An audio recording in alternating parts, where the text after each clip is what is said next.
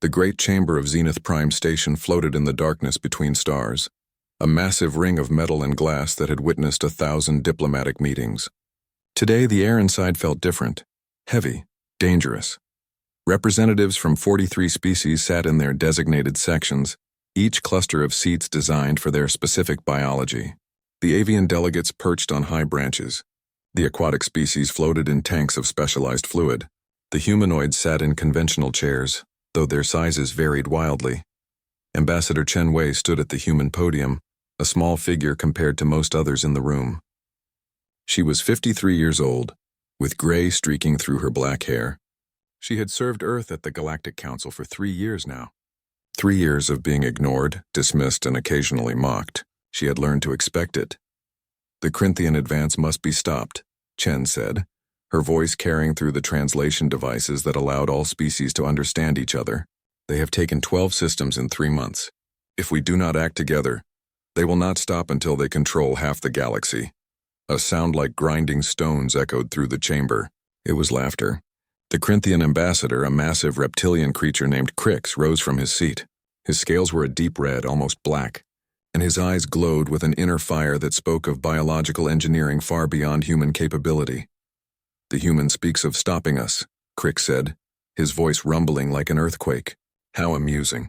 Tell me, Ambassador Chen, how many warships does Earth possess? 50, 100 perhaps?" Chen kept her face neutral. "Our military strength is sufficient for our needs." "We have scanned your vessels," Crix continued, addressing the entire chamber now. "Primitive destroyers, outdated cruisers. Your largest ship is barely 3 kilometers long. My personal yacht is larger."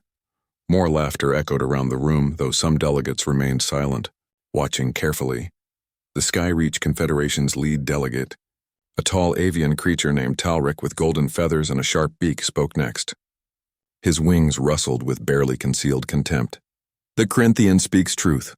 Humanity has been part of this council for 15 years, yet their contribution to mutual defense remains negligible. Perhaps it is time we discussed whether species unable to defend themselves deserve a voice in military matters." Chen felt her jaw tighten, but she maintained her composure. This was not new. Earth had joined the Galactic Council with hope and enthusiasm, believing they would find allies and friends among the stars. Instead, they found something that reminded her of high school cafeterias and corporate boardrooms. Power mattered. Strength mattered. Everything else was just noise. "We propose a joint defense force," Chen said, pulling up a holographic display. "Combined fleet stationed at strategic points. Shared intelligence networks. Economic sanctions against the Corinthian Dominion until they withdraw from occupied territories. A delegate from the Depths Collective, an aquatic species that communicated through color changes on their translucent skin, flickered a pattern that the translator rendered as dismissive amusement. And who would command this joint force? Surely not the species whose most advanced weapon is a missile that still uses chemical propulsion. That was not entirely accurate, but Chen did not correct them. Let them think what they wanted to think. Crix stepped forward, his clawed feet clicking on the metal floor. He was enormous, standing nearly 4 meters tall. "I grow tired of this discussion. The Corinthian Dominion hereby demands the immediate surrender of 3 border systems, Helios 7, New Terra, and Sanctuary Station. These systems will become Corinthian territory within 1 standard week. Any resistance will be met with total military response." The chamber erupted. Delegates shouted in dozens of languages, creating a cacophony that the translation system struggled to process. Chen noticed something, though. Amid the outrage and the protests, no one was offering to fight. The Luminar hierarchy, the oldest and most powerful species in the council, sat in silence. Their crystalline forms reflected the light in patterns that gave away nothing. Talric of the Skyreach Confederation spoke again once the noise died down. "Perhaps we should discuss the terms of the Corinthian proposal. Surely there is room for negotiation." Chen felt something cold settle in her stomach. They were going to cave. All of them. 43 species. Thousands of years of combined civilization, and they were going to let the Corinthians take whatever they wanted because no one had the spine to stand up to them. She thought about the 3 systems Crix had named. New Terra had been humanity's first successful colony outside the Sol system. 8 million people lived there. Sanctuary Station was a joint human-alien research facility where scientists from 12 species worked together. Helios 7 was smaller, only a few 100,000 inhabitants, but it was home. And if we refuse? Chen asked quietly. Crix turned his burning gaze on her. Then we will take them by force. And when we are done, we will take 10 more. The weak have no place in this galaxy, human. Your species learned to travel between stars barely a century ago. You are children playing at being adults. When the adults speak, children should listen. Chen closed her eyes for a moment. In her mind, she saw the message she had received 3 days ago. It had been encrypted with codes that even Council intelligence could not break. It was from Earth, from the Security Council itself. One word, recalled. She opened her eyes and began gathering her materials. The other delegates watched in confusion as she deactivated her holographic displays and picked up her datapad. Ambassador Chen? Talric asked. Where are you going? We have not finished discussing the Corinthian proposal. There is nothing to discuss, Chen said. I am being recalled to Earth, effective immediately. Recalled? The Depth's collective delegate flickered in confusion. But we have not reached a decision. Reach whatever decision you like, Chen said. She was surprised by how calm her voice sounded. Inside, her heart was racing. Earth will respond in its own way. She walked toward the exit. Behind her, she could hear whispers spreading through the chamber. The human was running away. The human was abandoning the council. Earth was too frightened to stand against the Corinthians. Let them think that, Chen thought. Let them all think that. Crix's voice boomed out behind her. The humans show their true nature. Cowards who flee when challenged. This is why weak species do not deserve power. Chen did not turn around. She kept walking until she reached her ship, a small diplomatic shuttle that looked like a child's toy compared to the massive vessels in the docking bay. Her pilot, a young man named Marcus, looked up in surprise as she entered. Ambassador, we are not scheduled to depart for another 6 hours. Change of plans, Chen said, strapping into her seat. We leave now. Maximum speed to Earth. Is something wrong? Chen looked out the viewport at Zenith Prime Station, gleaming in the light of a distant star. Somewhere inside, 43 species were trying to decide how to surrender with dignity. No, she said. Something is finally right. The shuttle detached from the station and accelerated away. Behind them, the council continued its debate. None of them noticed the readings that began appearing on long-range sensors throughout the station. Subtle at first. Easy to dismiss as background radiation or instrument errors. But in the Sol system, something massive was moving. Something that had been hidden in the shadow of Mars for over a decade, waiting, building, preparing. The shipyards on the far side of humanity's red planet had been the most expensive project in human history. They had required the combined resources of every nation on Earth. They had demanded sacrifices. Resources that could have gone to hospitals or schools or infrastructure had instead gone into metal and weapons and technology that the galaxy had never seen. Humanity had learned something in their first year with the Galactic Council. They had learned that respect was not given freely. It had to be earned or taken. So they had taken a different approach. They had kept their best ships hidden. They had allowed the galaxy to scan their outdated vessels and draw the obvious conclusions. They had played the role of the weak primitive species while their scientists worked in secret, and their engineers built something impossible. The UNSC Indomitable hung in space above Mars, invisible to conventional sensors thanks to stealth technology that humanity had developed by studying wreckage from an ancient alien vessel found in their own system 2 centuries ago. The ship was 60 kilometers long, a city in space bristling with weapons that could glass planets or precision strike individual targets from 100,000 kilometers away. Captain Sarah Okonkwo stood on the bridge, watching her crew complete final preparations. She was 41 years old, tall and dark-skinned, with the kind of presence that made people stand straighter when she entered a room. She had been training for this moment for 8 years, ever since she had been selected to command humanity's first supercarrier. All systems green, her executive officer reported. Fighter wings ready for deployment. All crew at battle stations. Communications? Okonkwo asked. Encrypted link to Earth Command confirmed. We are authorized to proceed. Okonkwo nodded. She thought about Ambassador Chen, heading home at maximum speed. She thought about the billions of humans living throughout the Sol system and beyond, most of whom had no idea what was about to happen. She thought about the Corinthians, so confident in their power. Helm, she said quietly. Take us to the border zone. Maximum speed. Yes, Captain. The Indomitable's engines came to life. The ship that the galaxy did not know existed began to move. And throughout Council space, long-range sensors began to register something that should not be possible. Something too large, too fast, too powerful. At Zenith Prime, a junior sensor technician from the Luminar hierarchy noticed the readings first. He ran them through analysis 3 times before he believed what he was seeing. Then he sent an emergency report to his superiors.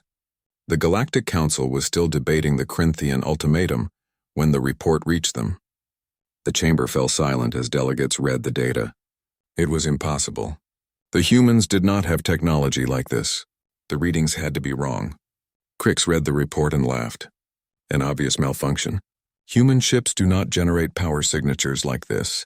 They barely generate power at all. But the Luminar hierarchy's chief delegate, an ancient being named Orithar whose crystalline body held memories stretching back thousands of years, did not laugh. He stared at the data with growing concern. He had seen readings like this before long ago in historical archives. The progenitors, the extinct race that had once ruled the galaxy, had built ships that generated similar signatures. Perhaps, Orithar said slowly, we have made an error in our assessment of humanity. Talric's feathers ruffled in agitation. One anomalous reading proves nothing. Then we shall see, Orithar said. The Corinthian fleet is already moving toward the border systems.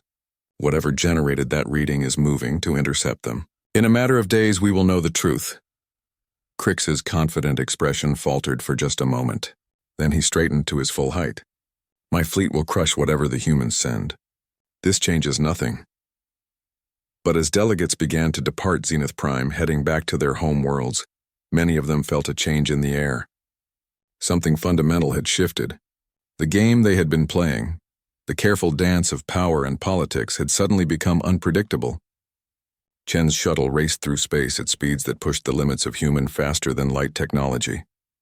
She sat in the passenger compartment, reviewing reports on her datapad. She allowed herself a small smile. The galaxy was about to learn something important about humanity. They were about to learn that the most dangerous opponent was not the one who showed their strength immediately. It was the one who waited, watched, learned, and struck when the moment was right. The humans had been patient. They had endured mockery and dismissal and contempt. Now that patience was about to pay off. Somewhere in the darkness between stars, the Indomitable accelerated toward its destination. Its fighter bays held thousands of craft, each one more advanced than anything the Council had ever seen. Its weapon systems had been tested in secret, refined through simulation and careful experimentation. Its crew had trained for this mission for years. Earth's hidden supercarrier was no longer hidden, and the galaxy was about to freeze in shock at what humanity had built while they were not looking. The Corinthian warfleet moved through space like a swarm of metal predators, 847 vessels in total, ranging from small scout ships to massive dreadnoughts that stretched 5 kilometers from bow to stern. They traveled in a formation that had conquered a dozen systems, a pattern refined through centuries of warfare and written in the blood of countless enemies. Admiral Crix stood on the bridge of his flagship, the Burning Fang.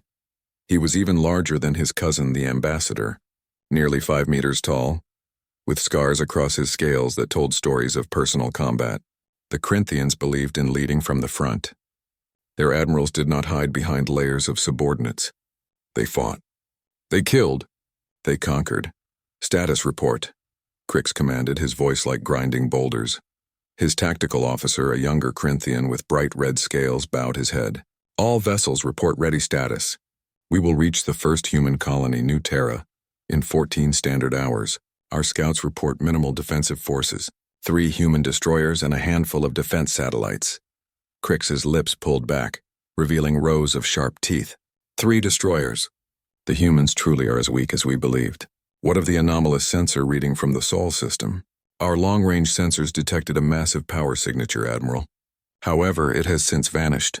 Our intelligence believes it was either a sensor malfunction or some kind of human industrial facility activating and then powering down. Fools and cowards, Crix said. They run and hide while we take what we wish. After we finish with their colonies, I will personally lead a strike force to their homeworld. Earth will burn as an example to all who question Corinthian supremacy. Around the bridge, his crew officers growled their approval.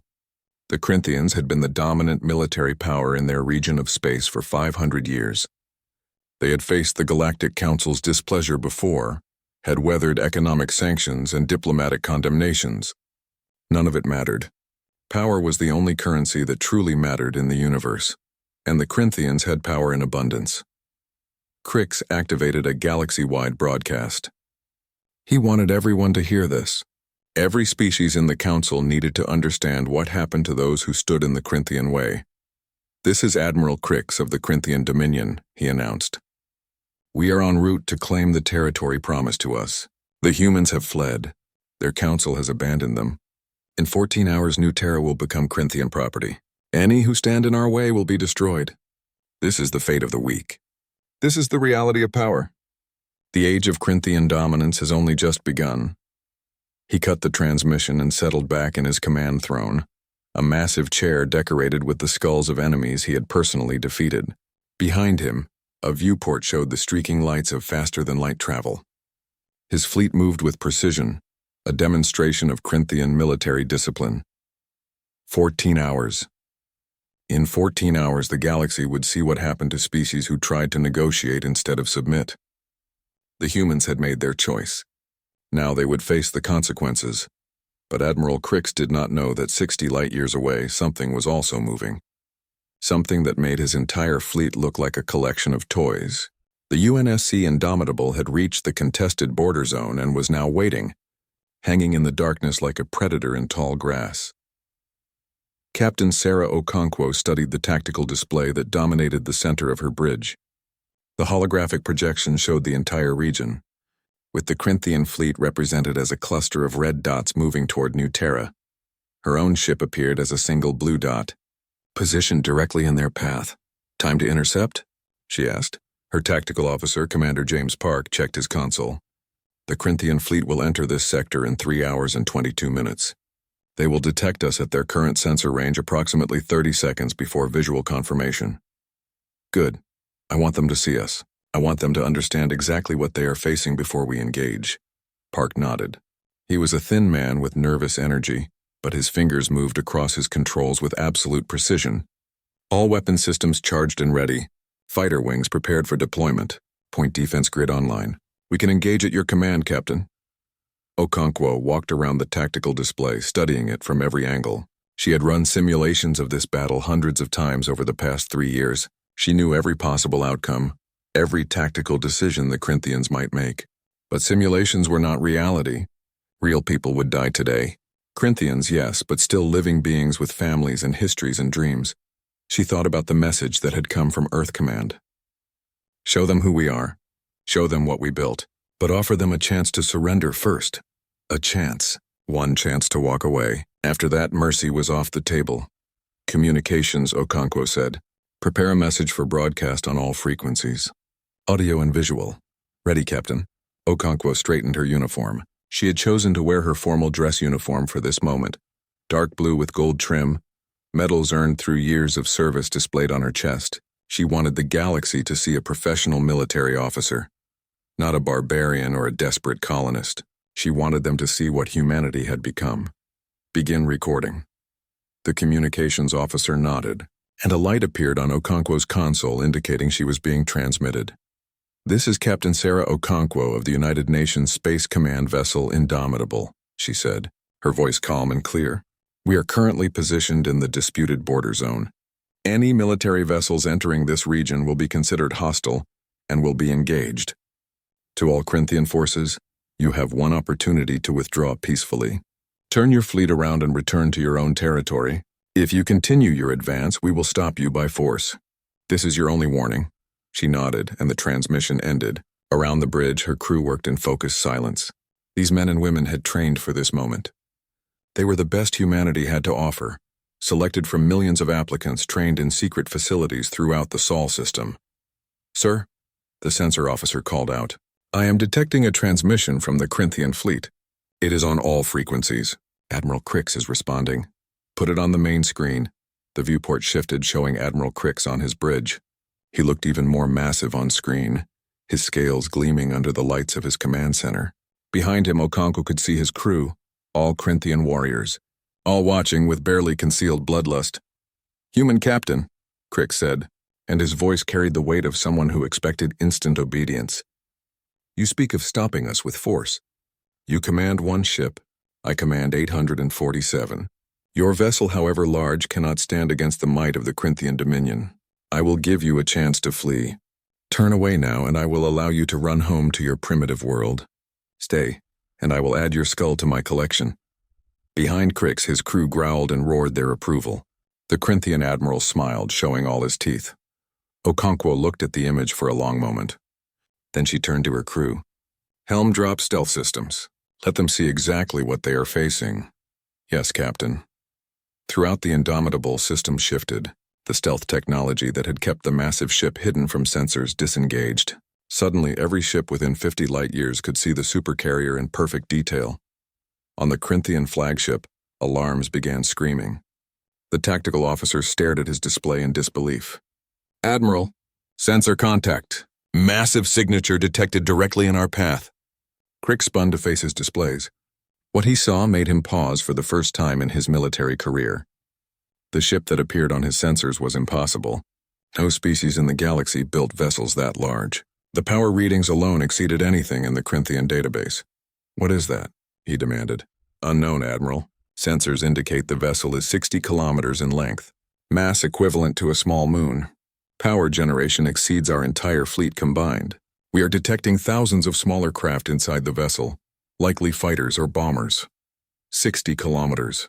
The Burning Fang, Crix's pride and flagship, was 5 kilometers long. This human ship was 12 times larger, and the power reading suggested it had the weapons to match. Crick stared at the data, his mind racing. This was not possible. The humans were weak. Their ships were outdated. Their technology was primitive. Every intelligence report, every scan, every observation over 15 years had confirmed this. Unless they had been lying. Unless everything humanity had shown the galaxy had been carefully crafted misdirection. Unless they had been hiding their true capabilities the entire time. "Admiral?" his tactical officer asked. "What are your orders?" Crix's claws dug into his command throne. Pride warred with tactical sense. The smart decision was to withdraw, to gather more intelligence, to return with a force specifically designed to counter this new threat. But the smart decision would look like cowardice. The entire galaxy was watching. If he turned away now, the Corinthian reputation for invincibility would be shattered. "We advance," Crick said. "All ships, battle formation. Prepare to engage. We will show these humans that size is not everything. We will show them the fury of the Corinthian dominion." His crew roared their approval. 847 ships adjusted their course, forming attack patterns that had broken the defenses of 100 worlds. They accelerated toward the Indomitable, weapons charging, shields powered to maximum. On the human supercarrier, alarms chimed softly. "Corinthian fleet is advancing," Park reported. "They have adopted offensive formation. All weapon systems are charging. They intend to engage." Okonkwo felt a strange calm settle over her. The moment had arrived. Years of preparation, billions of credits, thousands of people working in secret, all leading to this. "Launch all fighters," she commanded. Authorization code Okonkwo Alpha 77. Weapons free. Show them what humanity can do. Throughout the Indomitable, massive bay doors opened. Fighter craft began streaming out, thousands of them, each one a masterpiece of human engineering.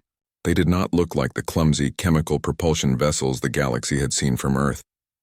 These fighters moved with impossible grace, using gravitational manipulation technology that allowed them to ignore the normal rules of inertia and momentum. Commander Yuki Tanaka led the first fighter wing. She sat in her cockpit, watching her display fill with targets. 847 enemy ships. It should have been terrifying.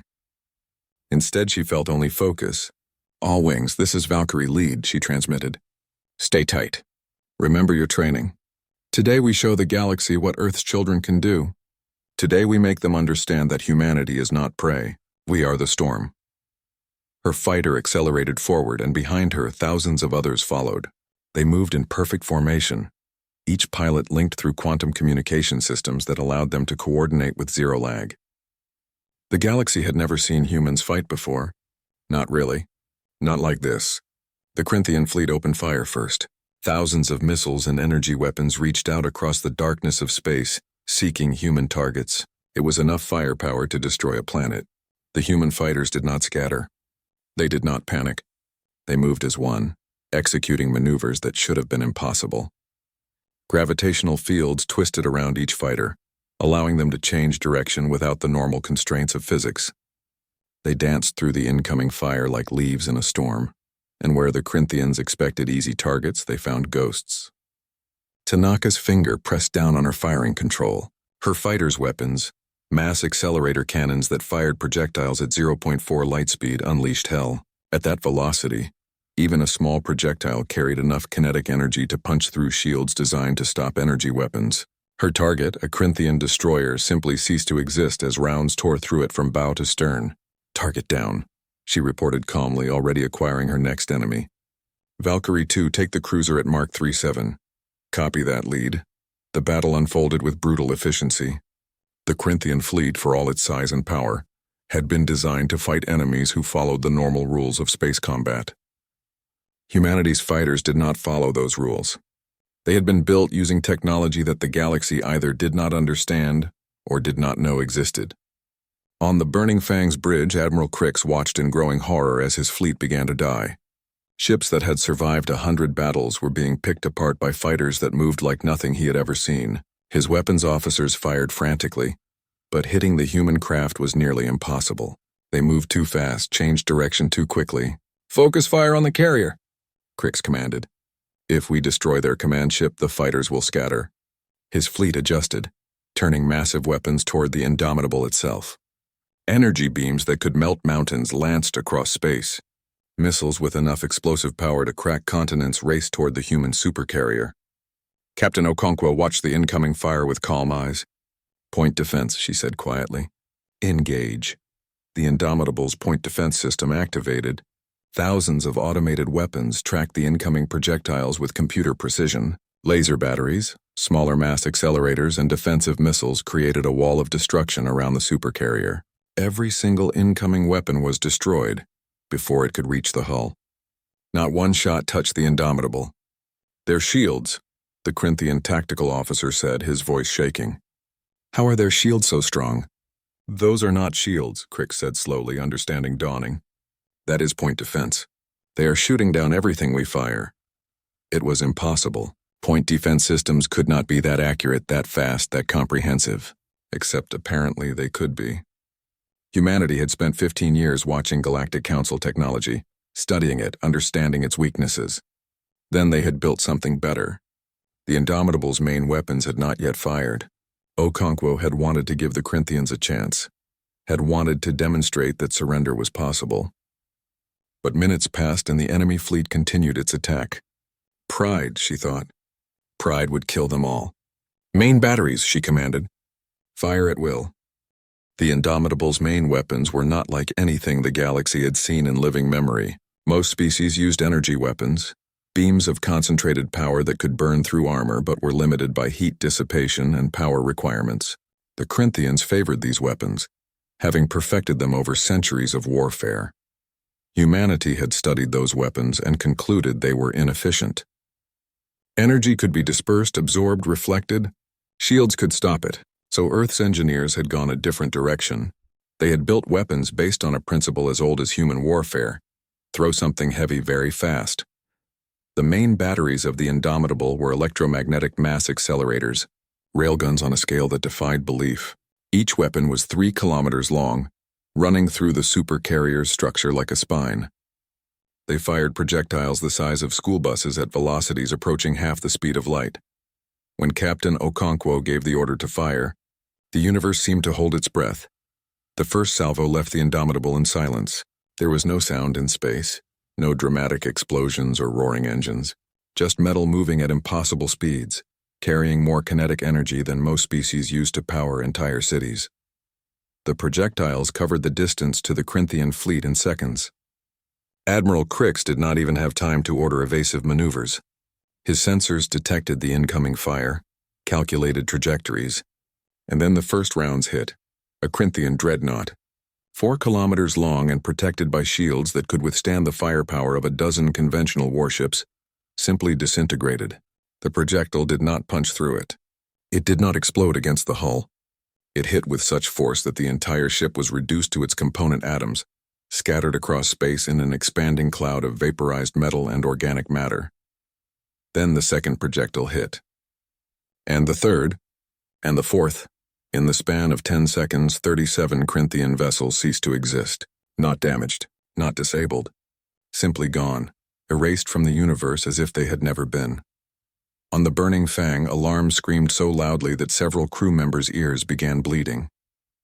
The tactical officer stared at his display in absolute horror. "Admiral!" Direct hits on multiple vessels. "The Crimson Talon is gone. The Death Shadow is gone. I can see it!" Crix roared. He watched his fleet, his invincible armada that had conquered 12 systems being torn apart like paper in a storm. These were not weapons. This was devastation on a scale he had never imagined possible. All ships evasive maneuvers, scatter formation. Do not give them grouped targets. But scattering was exactly what the human fighter wings had been waiting for. Commander Tanaka saw the Corinthian formation break apart and smiled grimly inside her helmet. All wings, they are breaking cohesion. Split into hunter groups, find the vulnerable targets. The human fighters, already dancing through space with impossible grace, divided into smaller teams. Each group selected a Corinthian vessel and attacked with surgical precision. The enemy ships, separated from mutual support, found themselves surrounded by opponents they could barely track, let alone hit. Tanaka selected her target personally, a Corinthian heavy cruiser 2 kilometers long, bristling with weapons. It was firing wildly in all directions, trying to hit the human fighters that weaved around it like birds around a confused bear. Valkyrie 2 and 3, with me. We hit the engines first, then the command section. Roger that. Lead. Her fighter dove toward the cruiser, gravitational fields bending space around her craft to allow turns that would have killed a pilot under conventional physics. The cruiser's point defense fired, but it was designed to stop missiles and energy weapons, not fighters moving in three-dimensional patterns that defied prediction algorithms. Tanaka fired. Her mass accelerator rounds, smaller than the Indomitables but still traveling at tremendous velocity, punched through the cruiser's engine section. Secondary explosions rippled along the hull as fuel lines ruptured and containment fields failed. The great ship lurched, losing power, systems failing one after another. "Engines disabled," Tanaka reported. Moving to command section, she pulled her fighter up and over the dying cruiser, her wingmen following in perfect formation. Another burst of fire, and the command section exploded outward, venting atmosphere and bodies into space. The cruiser went dark, a dead hulk tumbling through the void. Target neutralized. Acquiring next target. Across the battlefield, the same scene played out hundreds of times. Corinthian ships, each one powerful enough to threaten a planet, were being systematically destroyed or disabled by human fighters they could barely see, let alone fight. Admiral Crix watched his fleet die and felt something he had not experienced in decades. Fear. Pure animal fear that made his combat instincts scream at him to flee, to survive, to abandon pride and power and simply live. "How many ships have we lost?" he demanded. His tactical officer, his voice shaking, checked the displays. 412 destroyed or disabled, Admiral. The fleet is broken. 412 ships, half his armada, gone in 17 minutes. 17 minutes. He had fought battles that lasted weeks. He had sieges that took months. And in 17 minutes, the humans had accomplished what no enemy had managed in 500 years of Corinthian military history. They had broken the unbreakable. "Retreat," Crix said, the word tasting like ash in his mouth. "All ships, full retreat. Maximum speed. Get us out of this sector." His crew stared at him. A Corinthian admiral had not ordered a retreat in living memory. They fought to the death. They conquered or they died. There was no third option. "Did you not hear me?" Crix roared. "I said retreat. Move or I will space every one of you myself." That got them moving. The surviving Corinthian ships turned away from the battle, engines burning at maximum power. They scattered in every direction, abandoning formation, abandoning wounded vessels, abandoning everything in their desperate flight. On the Indomitable, Commander Park watched the enemy fleet break apart. "Captain, the Corinthians are retreating. Should we pursue?" Okonkwo considered for a moment. She could destroy the rest of them. Every instinct of warfare said to pursue a broken enemy, to eliminate the threat completely. But that was not her mission. Her mission was to stop the invasion and demonstrate Earth's capabilities. Both objectives had been achieved. Negative, she said. All fighters break off attack. Do not pursue fleeing vessels.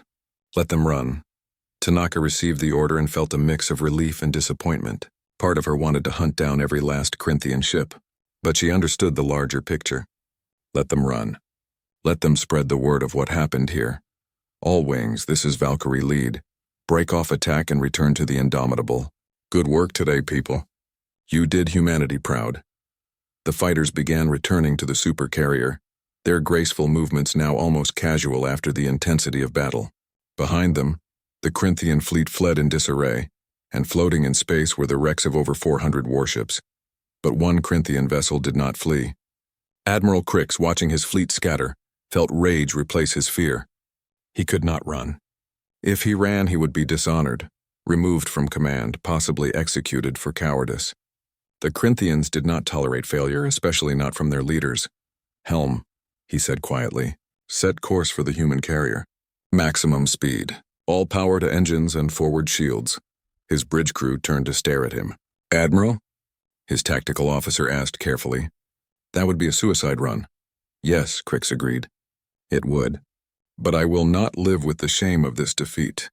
If I must die, I will die taking their command ship with me. The humans will learn that killing a Corinthian admiral comes at a price.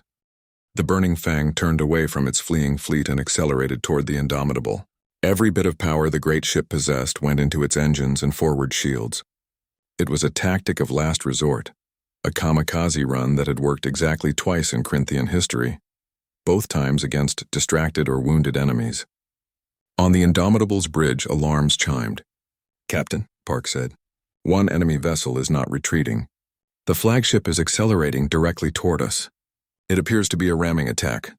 Okonkwo studied the tactical display. Admiral Crix's flagship was moving fast, shields at maximum. If it hit the Indomitable, the explosion would likely damage both vessels severely. Perhaps Crix hoped to cripple the Supercarrier, to prove that humanity was not invincible. Fighter intercept? Park asked. Okonkwo shook her head. No, one fighter will handle this. She opened a direct communication channel. Valkyrie lead, this is Captain Okonkwo. There is one more target that needs your attention. Think you can stop a flagship? In her cockpit, Tanaka saw the Burning Fang racing toward the Indomitable and smiled. Just watch me, Captain.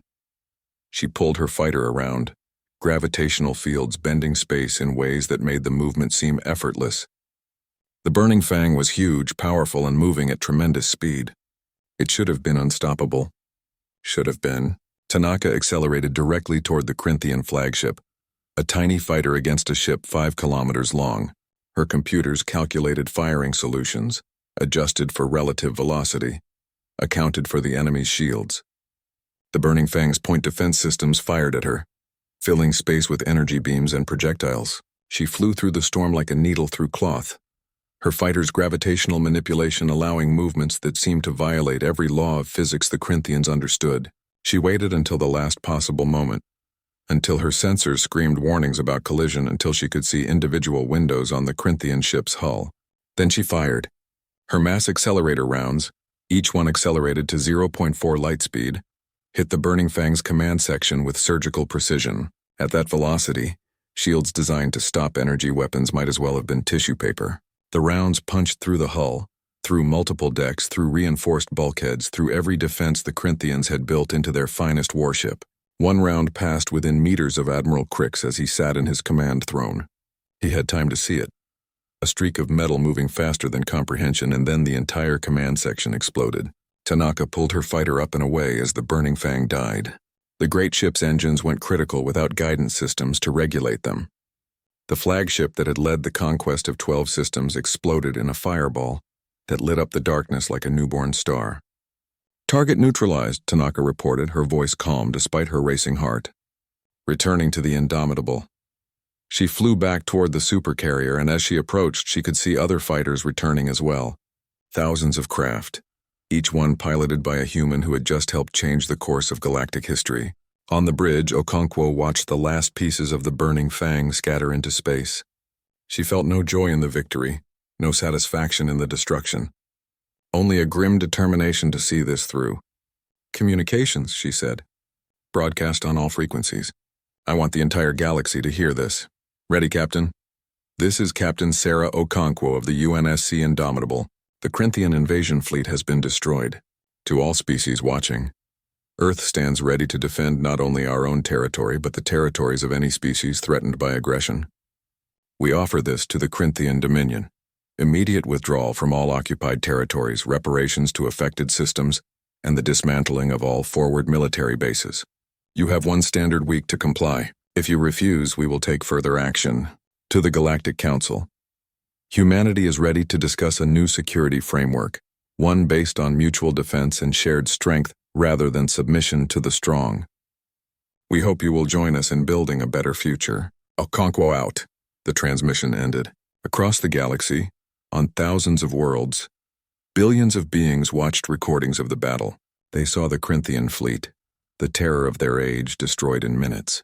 They saw human fighters moving with impossible grace. They saw weapons that defied understanding. And they understood finally that humanity had not been weak. They had been waiting, learning, building. While the galaxy dismissed them as primitive newcomers, Earth had been preparing for this exact moment. The balance of power in the galaxy had just shifted, and no one was quite sure what would happen next. But one thing was certain: humanity would never be dismissed again. The children playing at being adults had just shown the adults what real power looked like. In the wreckage of the Corinthian fleet, among the scattered debris and lifeless hulks, a few escape pods drifted through space. Inside them, survivors huddled together, traumatized and shocked. They would be rescued eventually, picked up by council vessels or neutral traders, and they would tell stories. Stories of the day the humans revealed themselves. Stories of ships that moved like ghosts and weapons that erased capital ships from existence. Stories that would spread across the galaxy, growing with each retelling until every species knew the truth. Earth had built something in secret, something powerful, and they had just announced themselves to the universe in the most dramatic way possible. The recording spread across the galaxy faster than any virus. Within 6 hours of the Battle of Terminus Gate, as historians would later call it, every major species had access to detailed sensor logs and visual records. The footage played on news networks, in government chambers and military academies, and in the homes of ordinary citizens on 1,000 worlds. On the crystalline world of Luminar Prime, home to the ancient Luminar hierarchy, the Council of Elders gathered in their great hall. The building was 10,000 years old, carved from a single massive crystal that refracted light into rainbow patterns. The elders themselves were even older, their crystalline bodies containing memories passed down through generations. Orothar, eldest of the elders, watched the battle recording for the 7th time. Each viewing revealed something new, some detail that deepened his concern. The human fighters moved using gravitational manipulation technology, the kind of technology that should not exist, that required an understanding of physics most species lacked. They found a progenitor cache, another elder said, her voice like wind chimes in a storm. There is no other explanation. The gravitational technology, the power generation systems, even the hull materials, all of it bears the signature of progenitor design. But where? A third elder asked. We have searched for progenitor remnants for millennia. Every cache we found was stripped bare or destroyed. How did the humans, newcomers to the galaxy, find what we could not? Orthar shifted and light scattered through his body in complex patterns. Perhaps they did not need to search far. Perhaps the progenitors left something in the human system, something overlooked because we never thought to look at such an isolated, primitive location. The implications hung in the air. The progenitors had been the masters of the galaxy millions of years ago, before their sudden and mysterious extinction. Their technology was so advanced that even fragments of it could revolutionize entire civilizations. And apparently Earth had found enough progenitor remnants to build weapons that surpassed anything the current galaxy possessed. Should we contact the humans? An elder asked. Perhaps they would share their discovery. No, Orothar said firmly. The humans clearly understand the value of secrets. They kept this hidden for 15 years while the galaxy dismissed them. They will not share freely, not now that they have proven their strength. We must be careful. The progenitors did not fall to external enemies. Something destroyed them from within, or something came that even they could not stop. By activating their technology, the humans may have attracted attention we do not want. On the avian world of Skyreach, Talric stood before the High Perch, the ruling council of his species. His golden feathers were ruffled in distress, and his talons gripped the speaking platform so hard they left marks in the metal. "I was wrong," he said, the words bitter in his beak.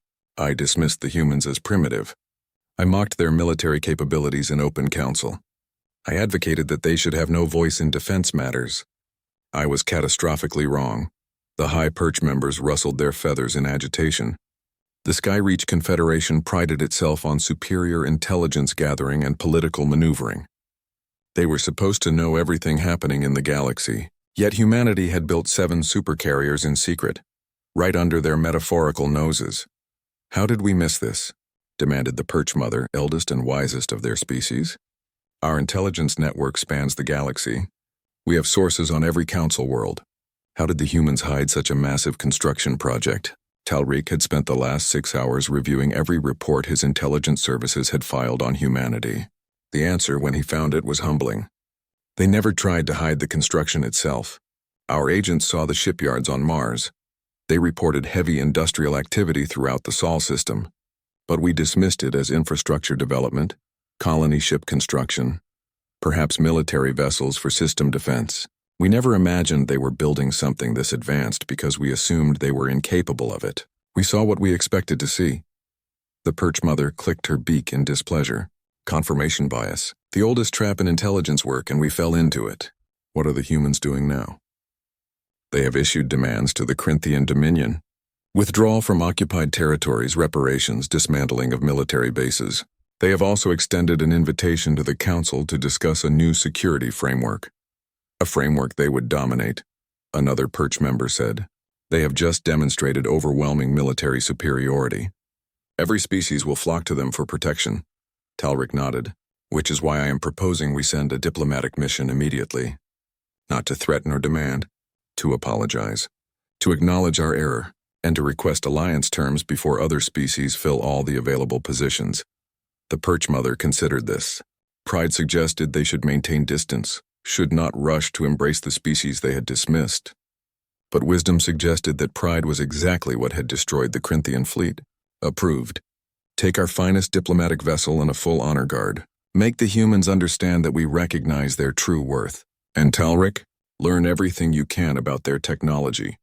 Not to steal it, but to understand it. We need to know how far ahead of us they truly are. In the aquatic depths of Tidal World, the Depth Collective gathered in their great current chamber. They communicated through color changes and chemical signals, their translucent bodies pulsing with complex patterns as they discussed the new reality. The battle recordings were displayed on suspended screens, and the collective watched with fascination. They had dismissed human chemical propulsion technology as crude and inefficient. Now they understood that they had been shown exactly what the humans wanted them to see. One elder flashed a pattern of respect mixed with concern. The humans understand deception at a level we did not anticipate. They are not warriors by nature, based on our anthropological studies. Yet they have built weapons of tremendous power and use them with precision and restraint. This suggests deep strategic thinking. Another collective member pulsed agreement. Notice they could have destroyed the entire Corinthian fleet but allowed survivors to escape. They could have pursued and eliminated every enemy vessel. Instead, they demonstrated force and then offered terms. This is not the behavior of conquerors. This is the behavior of leaders who understand that today's enemy might become tomorrow's ally. Should we be concerned? A younger member asked, colors shifting with anxiety. If they have 7 supercarriers, they could potentially dominate all of Council space. The eldest member of the collective, whose body was so pale with age it was nearly invisible, pulsed a complex pattern that translated to wisdom born of long experience. Potentially, yes. But consider their actions carefully. They could have revealed their power years ago. They could have demanded council leadership. They could have conquered their neighbors and expanded their territory. Instead, they waited until the Corinthians threatened innocent colonies, then intervened to stop aggression. This suggests their goal is not conquest but security. Such beings make better allies than enemies. Throughout council space, similar conversations took place. Some species reacted with fear, seeing the rise of a new dominant power. Others saw opportunity, a chance to ally with a strong protector. Still others began reviewing their own intelligence failures, wondering what else they had missed about the galaxy around them. On Earth itself, in the underground command center beneath the Swiss Alps, the Security Council watched these reactions carefully. Admiral Richard Torres, commander of Earth's Space Forces, stood before a holographic display, showing the political landscape of the galaxy in real time. "We have diplomatic requests from 17 species so far," he reported. "The Skyreach Confederation is sending their top diplomat. The Depths Collective has transmitted an offer of technological exchange. 6 smaller species are requesting defense agreements." President Maria Santos leaned back in her chair, fingers steepled beneath her chin. She was 61 years old with gray hair and eyes that had seen too much. She had authorized the Indomitable's mission, knowing it would change everything.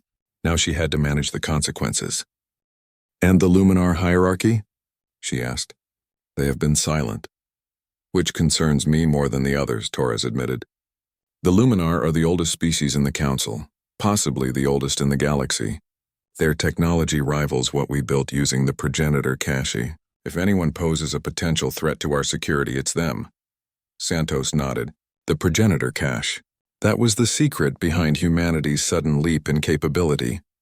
237 years ago, a mining expedition in the Kuiper Belt had discovered something impossible. A derelict spacecraft buried in a comet, perfectly preserved by the cold and vacuum of space. The ship had been millions of years old, its builders long extinct. Earth's governments had kept the discovery absolutely secret. They had studied the technology carefully, reverse-engineered what they could and built upon it. The gravitational manipulation systems that made human fighters impossible to hit.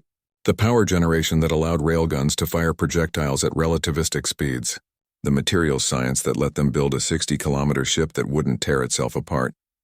All of it came from the progenitors, the mysterious race that had vanished from the galaxy long before humanity evolved. And if the Luminar knew about the progenitor connection, they would have questions. Dangerous questions. "What about the Corinthians?" Santos asked. "Have they responded to Captain Okonkwo's demands?" "Not officially, but our intelligence suggests their government is in chaos. Half their military leadership is demanding immediate retaliation. The other half is pointing out that they just lost half a fleet in 17 minutes, and that attacking humanity again would be suicide. The civilians are calling for the military leadership to be removed. It's a mess." Santos allowed herself a small smile. "Good, let them fracture. A divided Corinthian dominion is less likely to threaten anyone. What about our other carriers? The Defiant, Relentless, and Inviolable are on station protecting our major colonies. The Valiant is stationed at Earth itself. The Intrepid and Unconquerable remain hidden, ready to deploy if needed. 7 supercarriers. Humanity had bet everything on these 7 ships, had poured resources into them that could have been used for hospitals, schools, infrastructure, quality of life improvements for billions of people. It had been a massive gamble, one that required convincing every nation on Earth to cooperate, to keep secrets, to sacrifice for a potential threat that might never materialize. But the gamble had paid off. In one battle, humanity had gone from dismissed newcomer to galactic power. "Schedule diplomatic meetings with everyone who requested them," Santos said, "but space them out. I want time to assess each species carefully before we commit to anything. And get Ambassador Chen back here. She deserves to see the results of the plan she helped create." Ambassador Chen was indeed on her way back to Earth. Watching news reports in her shuttle's cabin, she saw herself being mocked at the council, saw her recall being interpreted as cowardice. Then she saw the battle recordings, saw the Indomitable emerge from stealth, saw the Corinthian fleet broken and scattered. She had known.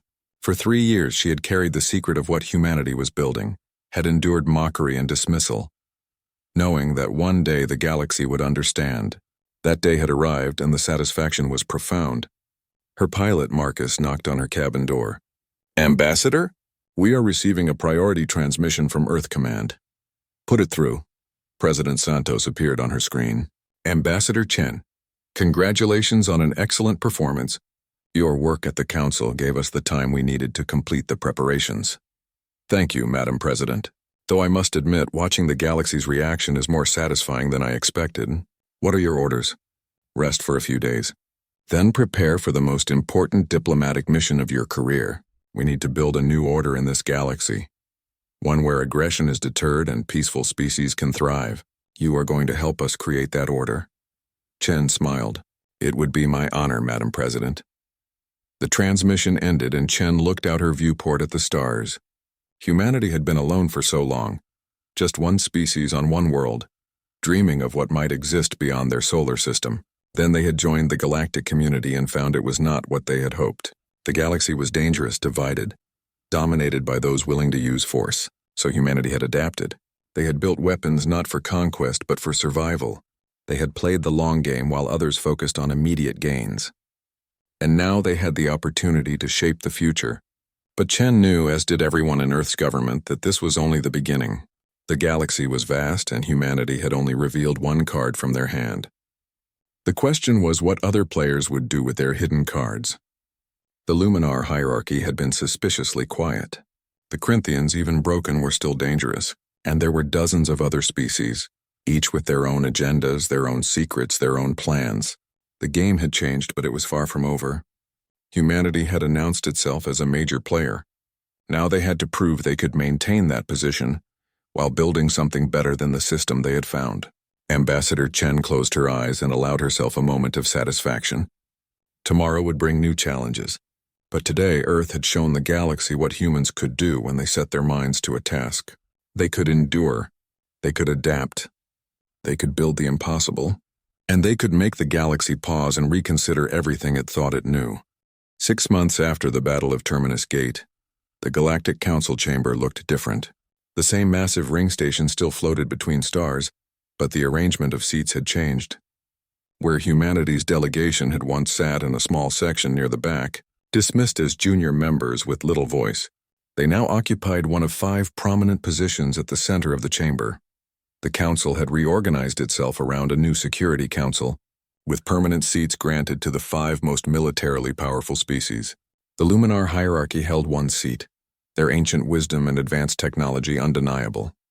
The Skyreach Confederation held another, their intelligence networks and diplomatic reach securing their position.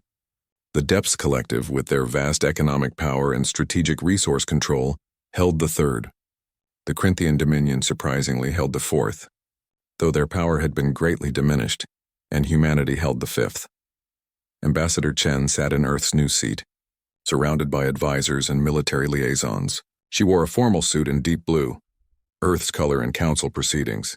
Behind her on screens visible to all delegates, footage played continuously showing human supercarriers on patrol, a reminder of the force that backed humanity's diplomatic positions. The current debate concerned the reformation of galactic security protocols. 43 species had opinions, and all of them were talking at once. Chen listened patiently, making notes, waiting for the right moment to speak. The Corinthian representative, no longer the arrogant Ambassador Crix, but a smaller, younger official named Sarix, was arguing for partial relaxation of the restrictions placed on his species. The Corinthian people have complied with all demands, he said, his voice lacking the aggressive confidence of his predecessor. We have withdrawn from occupied territories. We have paid reparations. We have dismantled our forward bases. We ask only that the Council recognize our efforts and allow us to rebuild our economy. Several species voiced support, though just as many remained skeptical. The Corinthian military, once the terror of the galaxy, had indeed complied with every demand made by the human ultimatum. But trust, once broken, took time to rebuild. Talric of the Skyreach Confederation spoke next, his golden feathers catching the light. The Corinthian compliance is noted and appreciated. However, we must ensure such aggression never happens again. I propose the formation of a galactic defense force, commanded jointly by the Security Council, with the power to intervene in conflicts before they escalate to full warfare. Murmurs spread through the chamber. A joint military force was unprecedented. It would require species to place their security in the hands of others, to trust that the force would be used fairly and not as a tool of oppression. Chen saw her moment and stood. The chamber fell silent. In 6 months, humanity had earned a reputation for speaking rarely but meaningfully. When the human ambassador stood, people listened. The Skyreach proposal has merit, Chen said, but it is incomplete. A joint military force without proper oversight could become exactly the kind of threat we seek to prevent. I propose a three-tier system. First, a rapid response force for immediate threats commanded by rotating leadership from the Security Council. Second, a mediation corps for diplomatic resolution before military action becomes necessary. Third, and most importantly, an independent oversight committee drawn from smaller species not on the Security Council, with the power to review and question any military action. She paused, letting her words sink in. Power without accountability leads to tyranny. Strength without wisdom leads to destruction. Humanity learned these lessons the hard way in our own history. We do not want to repeat those mistakes on a galactic scale. The Luminar representative, Orithar, shifted in his crystalline seat. Light scattered through his body in patterns that suggested contemplation. The human proposal is wise. We support it. However, we have concerns about the technology being deployed by Earth's military forces. Specifically, the gravitational manipulation systems and the power generation capabilities demonstrated at Terminus Gate. Chen had been expecting this. The Luminar were no fools. They had studied the battle recordings and drawn the correct conclusions. The Council is concerned about our technology, Chen asked carefully. The Council is concerned about the origin of that technology, Orithar replied. We have reviewed historical records. The power signatures of human weapons match progenitor signatures from archived data. We believe Earth has discovered a progenitor cache. We wish to know what else was in that cache and what protocols Earth is following to prevent progenitor technology from falling into dangerous hands. The chamber erupted again. Every species knew about the progenitors. They were legend, myth, the ancient ones who had built wonders and then vanished mysteriously. If humanity had found progenitor technology, the implications were staggering. Chen waited for the noise to die down. She had discussed this moment with President Santos many times. They had known this question would come eventually. Now they had to decide how much truth to reveal. Earth did discover a derelict progenitor vessel 237 years ago, Chen said. It was found in the outer reaches of our solar system. We studied it carefully and reverse-engineered some of the technology. What we built was based on progenitor principles but is not purely progenitor technology. We combined their methods with our own innovations. And what else was in this vessel? Orithar asked. What other progenitor secrets does humanity possess? Chen met his crystalline gaze steadily. Navigation data suggesting the progenitors explored much of the galaxy. Scientific records we are still working to translate. And warnings. Many warnings about something the progenitors called the others. We do not know what the others were, but the progenitors seemed to fear them greatly. That brought absolute silence to the chamber. The others. Even the name carried weight. A delegate from a smaller species, the insectoid Kitiri collective, spoke with a voice like clicking crystals. If the progenitors who built such wonders feared these others, should we not fear them as well? And if humanity has been using progenitor technology, might they have attracted the attention of whatever destroyed the progenitors? It was the question Chen had been dreading. The question Earth scientists had asked themselves countless times. Had they, in their effort to protect humanity, potentially endangered the entire galaxy? We do not know, Chen said honestly. The progenitor records suggest their civilization fell millions of years ago. Whatever destroyed them may be long gone, or may have been a singular event rather than an ongoing threat. We have taken precautions. Our use of progenitor-derived technology has been carefully controlled. We have not activated systems we do not understand, and we have been monitoring the edges of known space for any anomalies. And have you detected anything? Orithar asked. Chen hesitated. This was the moment of truth. She could lie, could hide the concerning readings that Earth's long-range sensor networks had been detecting for the past 3 months, or she could tell the truth and face the consequences. Yes, she said. 3 months ago, our deep space monitoring stations detected unusual energy signatures on the edge of explored space, in a region we call the Dark Zone. The signatures do not match any known species technology. They appear and disappear randomly. We do not know what is causing them. The chamber exploded with questions and concerns. Species demanded to know why humanity had kept this secret. Others accused Earth of dooming the galaxy.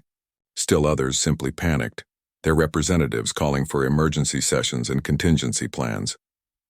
Chen remained standing, calm amid the chaos. Finally, Orathar's voice cut through the noise. Silence. The chamber fell quiet. The ancient Luminar had commanded respect for millennia. Even in the new order, his voice carried authority. What is done, Orathar said. Humanity found progenitor technology and used it. Any species in their position would have done the same. The question now is not one of blame, but of response. If something is approaching from the dark zone, if the others or something similar poses a threat, we must prepare together. Ambassador Chen, what does Earth propose? Chen took a breath. This was the moment Earth's leadership had planned for. The opportunity to truly unify the galaxy against a common threat, or to tear it apart in fear and recrimination. Earth proposes full transparency, she said. We will share all progenitor data with the Council. We will make our deep space monitoring network available to all member species. We will work together to understand the threat, if threat it is, and we will prepare to defend ourselves, not as individual species but as a unified galactic civilization. She paused, then added, the progenitors were powerful beyond our imagining. They built technology we can barely comprehend even now, and something destroyed them. If we face the same threat, we cannot afford to be divided. We cannot afford to see each other as competitors or enemies. We must stand together or we will fall separately. The chamber was quiet. Chen's words resonated with a truth that every species understood. They had been playing games of power and politics while something unknown lurked at the edges of their civilization. Talric spoke, his voice thoughtful. The human speaks wisdom. The Skyreach Confederation supports full cooperation and information sharing. We also propose immediate joint exploration missions to the Dark Zone. We must understand what we are facing. The Depths Collective agrees, said their representative. We will contribute resources and vessels to the exploration effort. One by one, species added their support. Even the Corinthian representative, Sarix, pledged his species' remaining military strength to the common defense. The council that had been fractured and competitive just 6 months ago was coming together in the face of an unknown threat. But not everyone was pleased. Some delegates whispered about human manipulation, suggesting Earth had invented the threat to unite the galaxy under their leadership. Others worried that combining their forces would simply make them easier targets. Trust, Chen knew, would not come easily or quickly. The session concluded with the formation of joint exploration and defense initiatives. Earth agreed to send the Indomitable as part of a combined fleet that would investigate the Dark Zone. The Luminar would provide scanning technology. The Skyreach would contribute intelligence analysis. The Depths Collective would supply logistics support. Chen returned to her quarters aboard Zenith Prime Station, exhausted. Her assistant, a young diplomat named James, waited with reports and messages. 16 species have requested private meetings, James said. Most want assurances that Earth is telling the truth about the Dark Zone signals. 3 want to discuss defense agreements, and this one is marked urgent from Earth Command. Chen opened the urgent message. It was from Admiral Torres. The text was brief and concerning. New detection in Dark Zone, larger signature than before. Appears to be approaching at sublight speeds. ETA to edge of Council space, approximately 18 months. Recommend immediate escalation of defense preparations. Chen closed her eyes. 18 months. If something was truly coming, they had 18 months to prepare. 18 months to unite fractured species with millennia of conflicts and distrust. 18 months to build defenses against a threat they did not understand. She thought about the progenitors, their mighty civilization reduced to scattered derelicts and forgotten warnings. She thought about the 7 human supercarriers, powerful but potentially insignificant against whatever had destroyed beings who built wonders. She thought about billions of innocent beings throughout the galaxy, all of them unaware that their future might be measured in months rather than centuries. James, she said, opening her eyes, accept all meeting requests, and send a message to Captain Okonkwo. Tell her the Indomitable may be needed again soon. On Earth, in the command center beneath the Swiss Alps, President Santos watched the same report Admiral Torres had sent to Ambassador Chen. Around her, military advisors and civilian leaders discussed options, plans, contingencies, but Santos was thinking about something deeper. Humanity had hidden its strength for 15 years, had played a long game while the galaxy dismissed them. That patience had paid off, had earned them power and respect. But now they faced something that did not care about political games or military might. If the progenitors, with all their advancement, had fallen, what chance did humanity have? "We need to accelerate the construction timeline," she said, interrupting the discussion. 7 carriers are not enough. Not for this. We need 20. 50. We need every ship we can build. Madam President, an economic advisor, protested. The cost would be enormous. We would have to divert resources from every sector of our economy. Then we divert them, Santos said firmly. What good is a strong economy if we are all dead? What good is quality of life if there is no life at all? We gambled everything on the supercarriers once and it worked. Now we gamble again, bigger stakes, higher risk. Because if we lose this bet, there will be no second chance. She stood looking at the faces around her, faces of people who had helped guide humanity through its most challenging period, people who had kept secrets, made hard choices, sacrificed for the greater good. We showed the galaxy what humanity can do, Santos said. We showed them we could endure, adapt, and build the impossible. Now we need to do it again, but better, faster, bigger. Because something is coming, and when it arrives, I want humanity to be ready. I want us to stand at the front lines, not behind them. I want us to prove that the species who barely reached the stars a century ago can defend those stars against anything the universe throws at us. She looked at the star map displayed on the wall, showing the explored galaxy and the vast dark zone beyond. Somewhere in that darkness, something was moving, something that had perhaps destroyed the progenitors, something that would soon reach council space.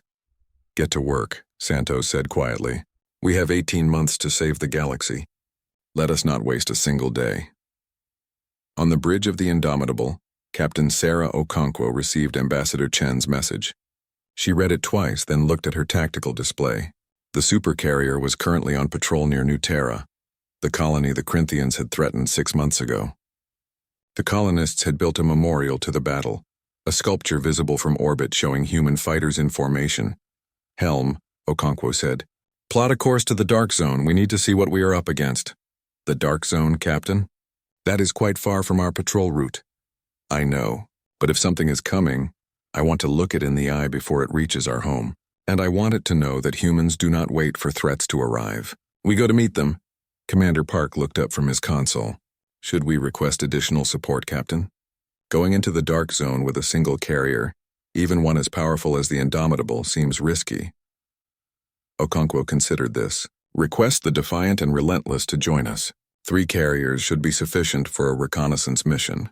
And send a message to Admiral Torres. Tell him we are conducting preliminary surveys of the Dark Zone ahead of the joint exploration mission. Better we know what is out there before we bring the entire Council fleet. Aye, Captain. The Indomitable changed course, its massive engines accelerating the Supercarrier toward the unknown. Behind them, New Terra's colonists watched the ship depart, their protector moving toward a threat none of them fully understood. Some felt fear. Others felt pride. Their species, the newcomers to the galaxy, were not hiding behind others. They were standing at the front. In the weeks that followed, the galaxy transformed.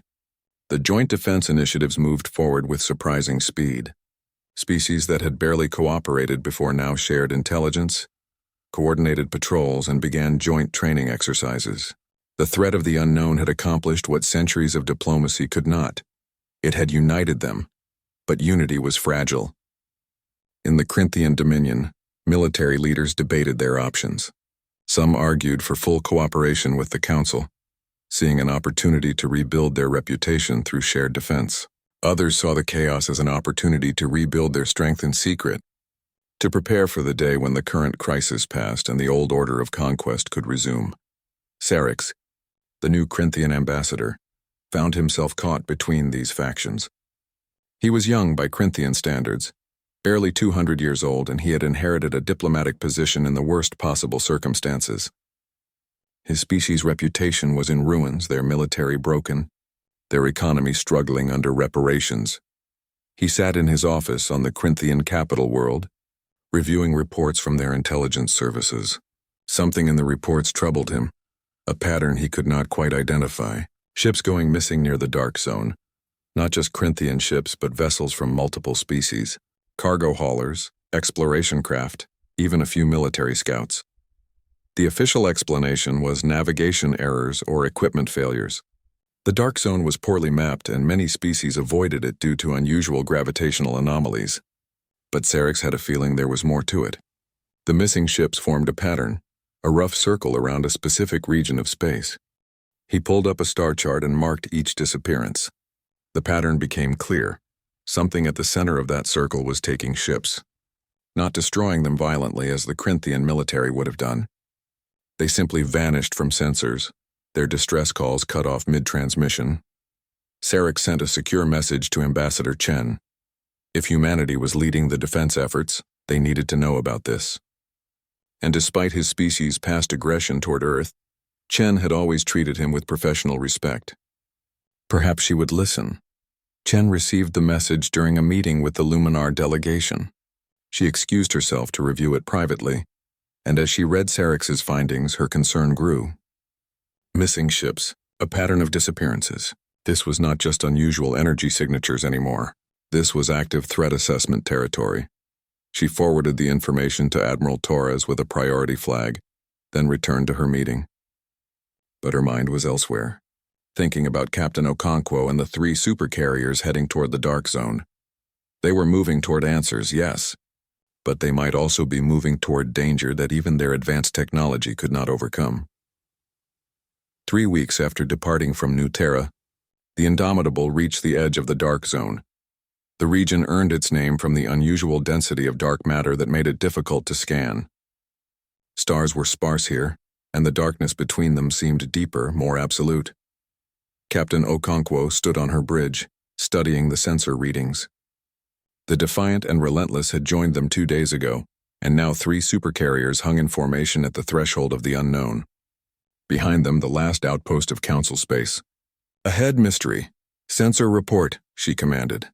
The sensor officer, Lieutenant Sarah Kim, worked her console with practiced efficiency, detecting the same unusual energy signatures reported by long-range stations. They are stronger here, more frequent. Pattern suggests they originate from approximately 40 light-years into the dark zone. Also detecting gravitational anomalies consistent with massive objects, but unable to determine exact composition due to dark matter interference. Massive objects? Like planets? Stations? Unknown, Captain. The readings are unlike anything in our database. They could be natural phenomena or artificial constructs. We would need to get closer to determine specifics. Okonkwo made her decision. All ships advance into the dark zone, standard formation. Battle readiness, but weapons hold. We are here to observe, not to start a war with something we do not understand. The 3 supercarriers moved forward, penetrating the dark zone like needles pushing through fabric. The darkness seemed to swallow them, their running lights appearing dim against the absolute black of space. For 3 days, they traveled deeper. The energy signatures grew stronger, more distinct. And finally, 40 light-years from the edge of Council space, they found something. "Captain," Kim said, her voice tight with tension, "I am detecting multiple contacts. Very large contacts. They are in a spherical formation around a central point. Counting, 17 distinct objects, each approximately 500 kilometers in diameter. 500 kilometers. The Indomitable was 60 kilometers long, and these objects were nearly 10 times larger." Okonkwo felt her pulse quicken but kept her voice steady. "Can you determine if they are ships or stations?" "Neither, Captain, or both. The structure is like organic. They appear to be living constructs. Biological technology on a scale I have never seen. They are dormant currently, power signatures minimal, but they show signs of recent activity. And, Captain, I am detecting debris fields between them. Wreckage from multiple species vessels, the missing ships. They had found the answer to Sarex's pattern. Are the constructs aware of us? Unknown. If they are dormant, they may not have detected our presence yet." Okonkwo weighed her options. They could retreat, report back to the Council, return with a larger force. Or they could investigate further, learn everything possible about what they faced. Both choices carried risk. "Deploy stealth reconnaissance drones," she ordered. "I want detailed scans of those constructs and the debris fields. And send a quantum encrypted message to Admiral Torres. Tell him what we found and that we are conducting close observation. If we do not report back within 24 hours, he is to assume hostile contact and implement defensive protocols." "Aye, Captain." Small drones launched from the Indomitable, their stealth systems making them nearly invisible. They moved toward the mysterious constructs, cameras, and sensors recording everything. The data they sent back was fascinating and terrifying in equal measure. The constructs were indeed organic, grown rather than built. Their surfaces were covered in what looked like scales or armor plates, but biological analysis suggested living tissue.